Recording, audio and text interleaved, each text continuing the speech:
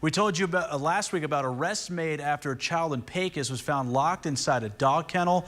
A welfare check by the Reeves County Sheriff's Office found that awful situation. Tyler Dupnick is with us in studio tonight. Tyler, what more do we know about this now that maybe we didn't know last week? Yeah, Alex, well, we still know that the child was removed and that she is currently in custody of Child Protective Services. Now, the situation is still under investigation, so not a lot of new information, but I had the chance to speak with the Regional Children's Advocacy Center about how cases like these are handled.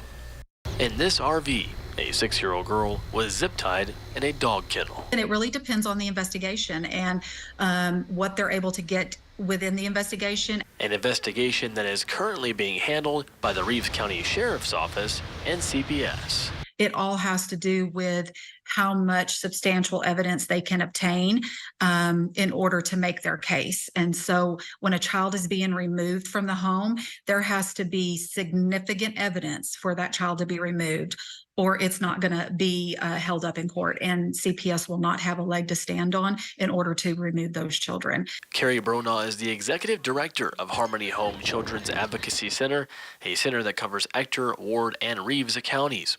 They work closely with law enforcement and CPS. In talking about an investigation when it opens up, priority one is CPS needs to put eyes on the children and assess the situation to determine what the best outcome is for those children. And that's always what CPS is looking to do, the safety of the children. The safety of children starts with everyone. When we're thinking about severe neglect, those children are typically not going to have a voice at home, especially if the abuse is happening in the home.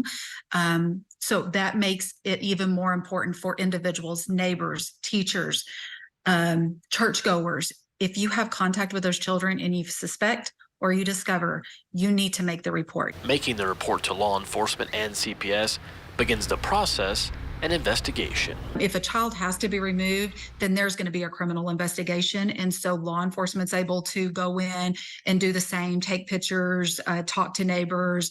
And oftentimes it then at that point becomes a criminal offense for the alleged perpetrators. And so there's charges pending for these individuals oftentimes.